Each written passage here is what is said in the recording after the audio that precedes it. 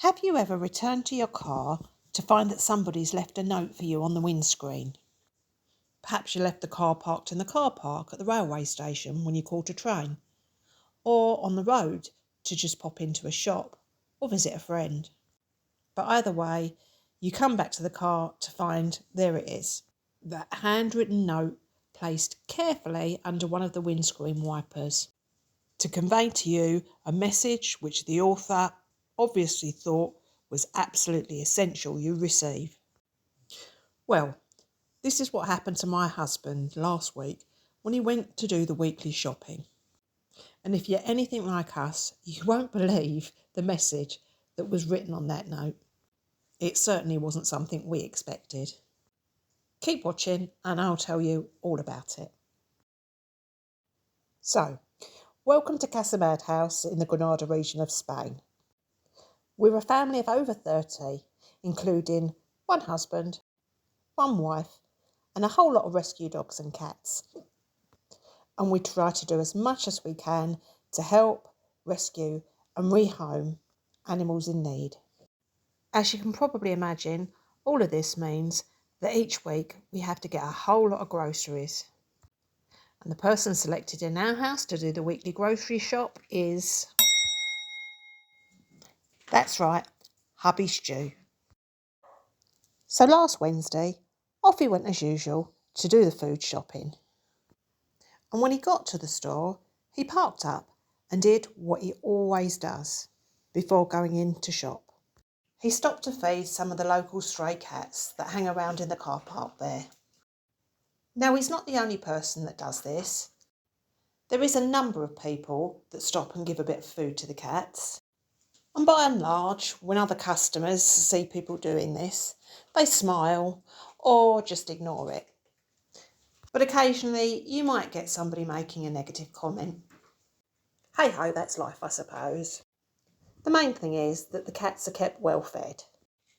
And on this occasion, although Stu noticed a couple of people looking over while he was feeding the cats, nobody said anything, so all was well.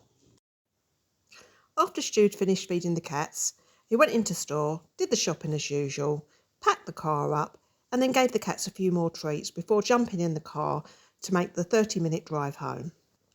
It's a pleasant journey, with mountain and countryside views, and the sun was shining, so he was in a really good mood and looking forward to having his lunch once he got in.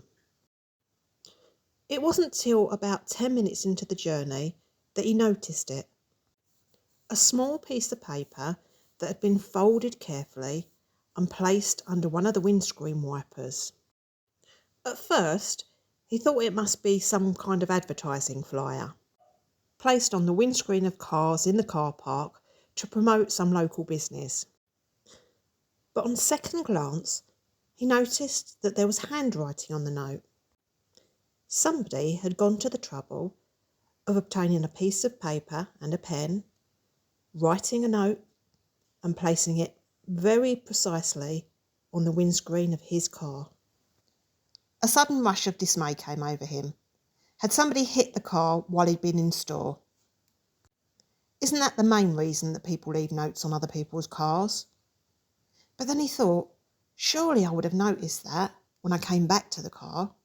In fairness, Stu is usually pretty observant.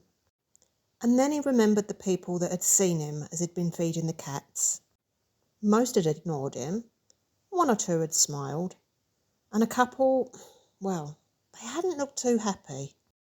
Now, as I've said, we have experienced some negativity, even nastiness, quite frankly, when people have known that we feed street cats. And I guess that as much as you try and brush that off, that kind of attitude stays with you. Just a bit. And so, as he continued to drive home, Stu found himself getting more and more angry. Someone had seen him feeding the cats, and they'd taken exception to it. And rather than speak to him directly, they'd chosen to write him an unpleasant note of objection and put it on his car windscreen. His mind started racing as to what they might have written. How rude had they been exactly? And how dare they object to somebody looking after poor homeless street cats? What kind of person does that? He did think about pulling the car over and looking at the note, but his stomach was rumbling and he was getting fed up now. What had been a pleasant day had suddenly become altogether less pleasant. So he carried on driving. But as soon as he got home, he jumped out of the car and snatched the note from the windscreen to take a look. The note was written in Spanish, and Stuart's Spanish isn't good. But straight away, he did recognise one word, gatitos, which in Spanish means cats, or more precisely, kittens. He instantly thought, I was right, somebody's complaining about me feeding the kittens. And he wasn't happy. Now, the first I knew about this situation was when Stu came through the front door with an unusual scowl on his face, waving the note about. Somebody left a note on my car, complaining about me feeding the cats, he said. I took the note from him, stuck the kettle on, read the note and smiled. And why did I smile? Well, I smiled because this is what the note said.